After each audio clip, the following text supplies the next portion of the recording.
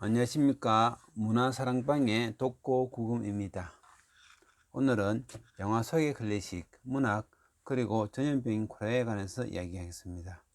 오늘의 영화는 페인티드 베일, 원작은 인생의 베일로 서머셋 모험의 글입니다.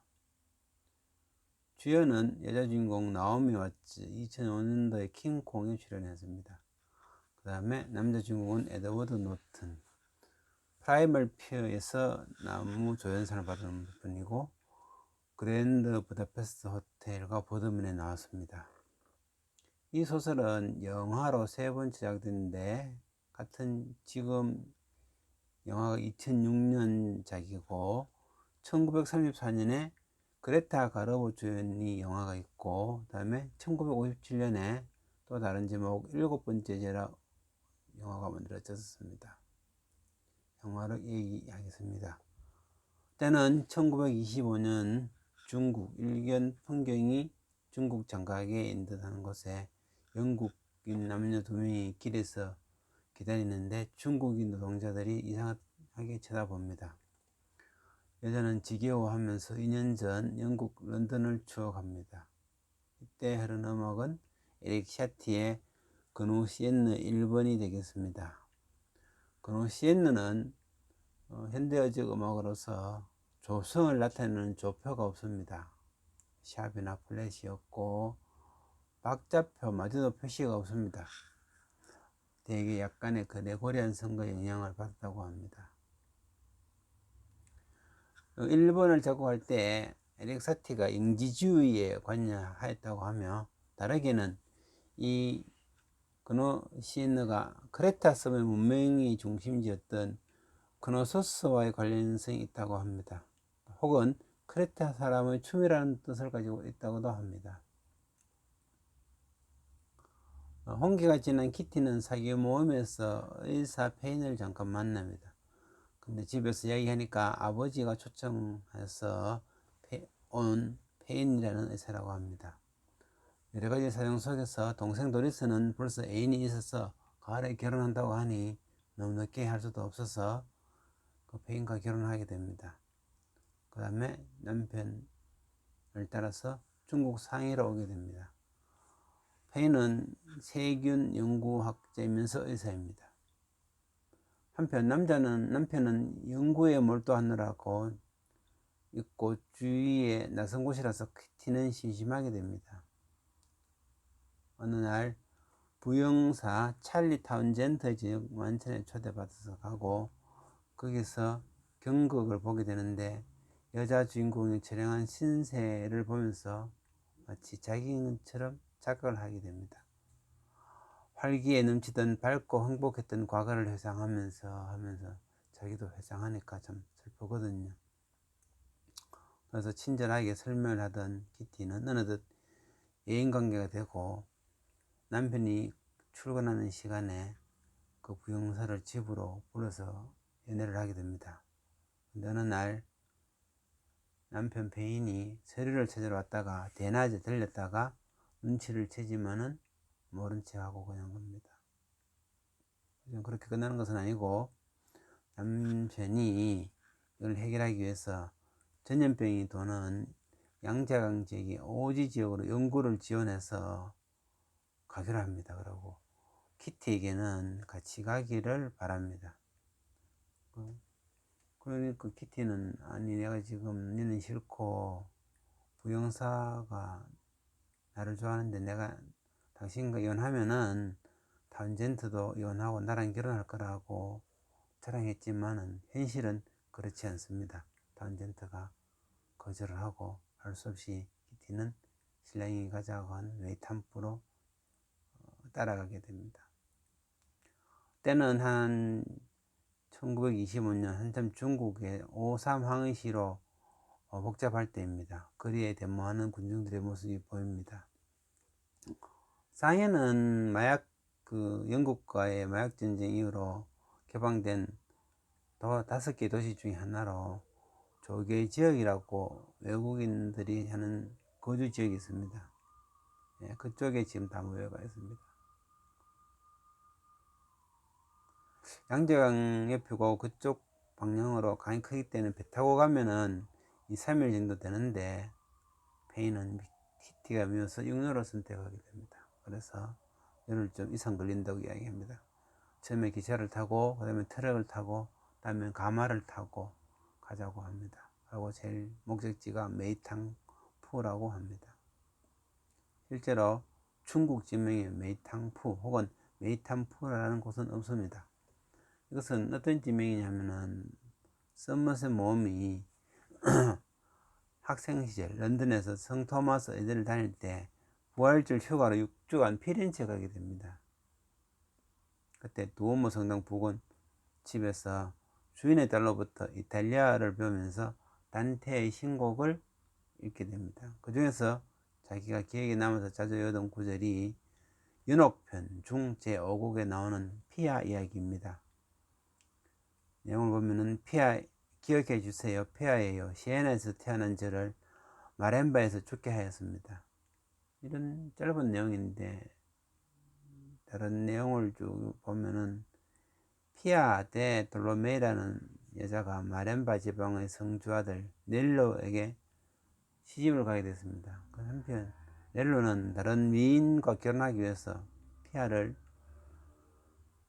병사를 시켜서 골짜기로 던져서 죽였다고 하는 겁니다. 근데 왜 억울하게 죽었는데 피아가 연옥에 와 있느냐?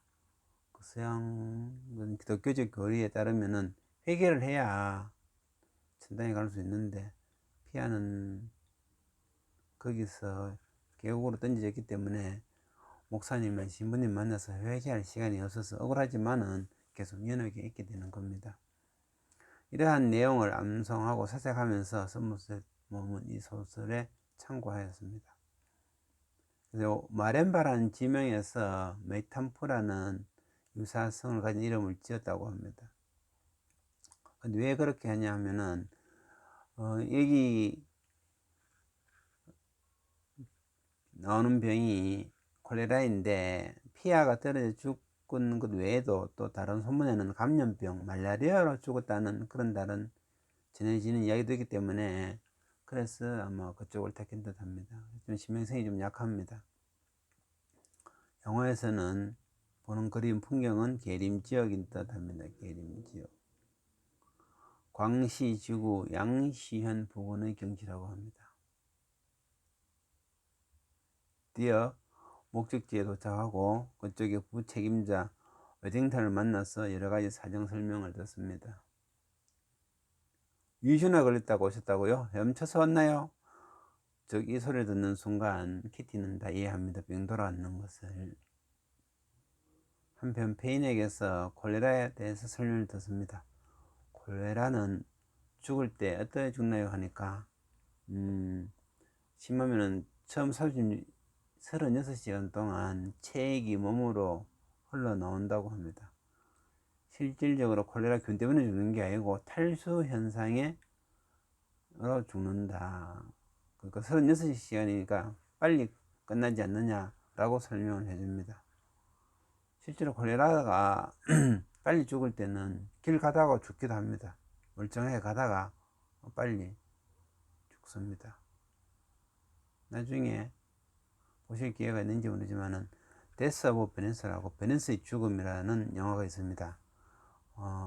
구스타브 말러 이야기인데 거기도 보면은 콜레라 걸린 사람이 대기역에서 기다리다가 그대로 죽는 수도 있고 그렇습니다. 길에 가다가 죽고, 그게 콜레라가 보기보다 위험한 질병입니다. 여기서 국민당은 유대령이 순찰도 해주고 보호도 해준다고 합니다.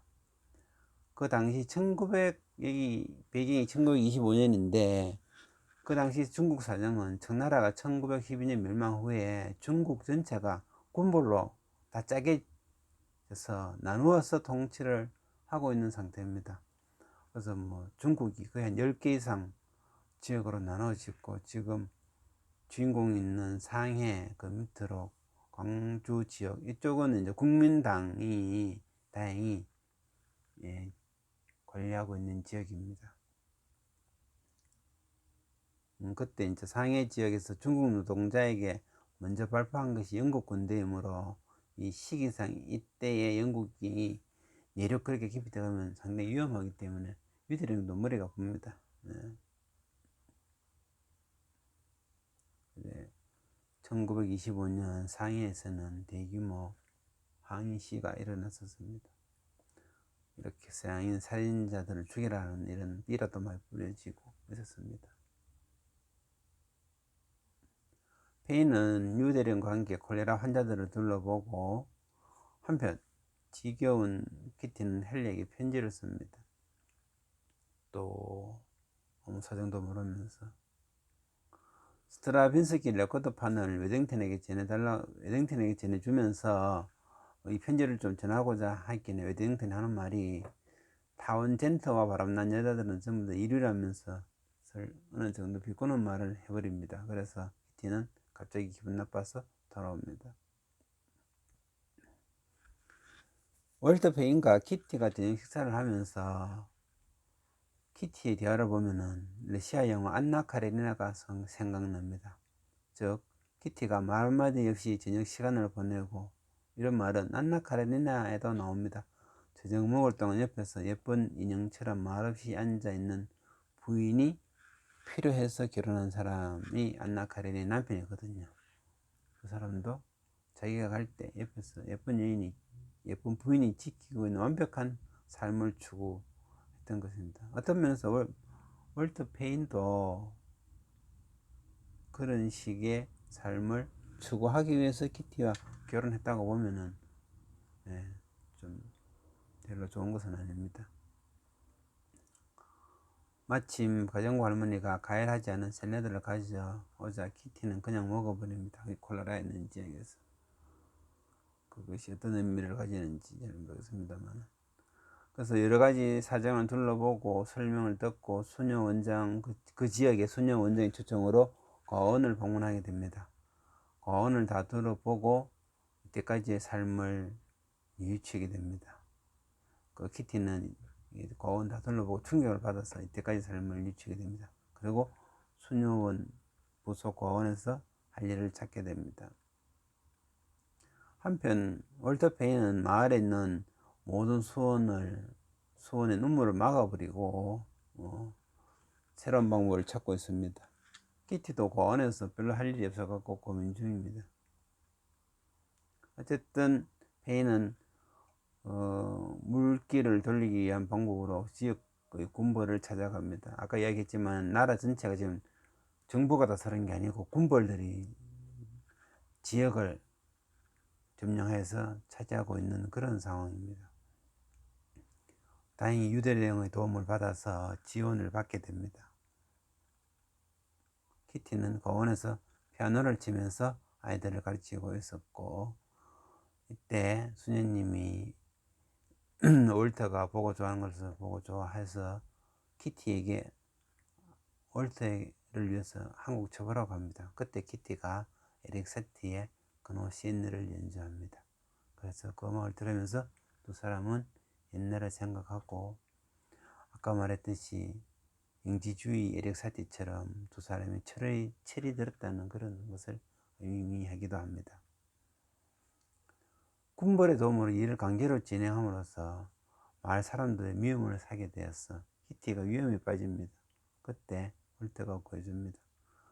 저녁에 워딩턴과 술을 마시고 밤에 키티와 사랑을 하게 됩니다. 그래서 어느덧 두 사람은 이해의 폭이 넓어지고 사이가 좋아지게 됩니다. 근데 어느 날 키티는 임신한 것을 알게 됩니다. 그렇지만은 주위 사람들은 좋아하지만은 자기는 누구의 아이인지 잘 모른다 하여 페인과 같이 슬퍼하게 됩니다. 그 와중에 마을의 수로는 완성이 되어 깨끗한 물을 공급하게 되었습니다. 한편 콜레라가 전국적으로 번지자 이웃 마을 사람들이 여기 마이탄부로 다 넘어오려고 해서 마을 전체가 혼란해집니다. 한편 월터 페인은 또 키티가 자는 동안에 마을 바깥에 있는 병상 캠프로 가서 환자들을 돌보게 됩니다. 그것을 알고 이제 기다리고 있는데 연락이 옵니다. 월터 페인이 아프다고 아마 콜레라에 감염되었듯 합니다. 키티는 옆에서 열심히 간호를 합니다. 그렇지만은 공급돼야 될 링겔은 다 소진되고 결국은 페인은 미안하들은 독백을 하고 죽게 됩니다. 그때 흐르는 음악이 프랑스 민요 맑은 샘물 곁에서라는 잃어버린 시간을 주제로 한 노래가 흐릅니다. 한편 키티는 페인을 장사 지내고 양장을 따라서 고향으로 돌아갑니다. 5년 후에 아들과 런던에서 꽃집을 방문해서 나오는데 마침 그때 부영사였던 턴젠트를 만나게 됩니다. 그렇지만 턴젠트가 새로 찍찍거리자 냉정하게 끝내면서 돌아서 갑니다. 그래서 영화는 끝이 납니다. 영화는 몇 군데 조금 소설과 조금만 다를 뿐 거의 비슷하다고 합니다. 그 상해가 아니고 홍콩이라든지 이런 문제들입니다.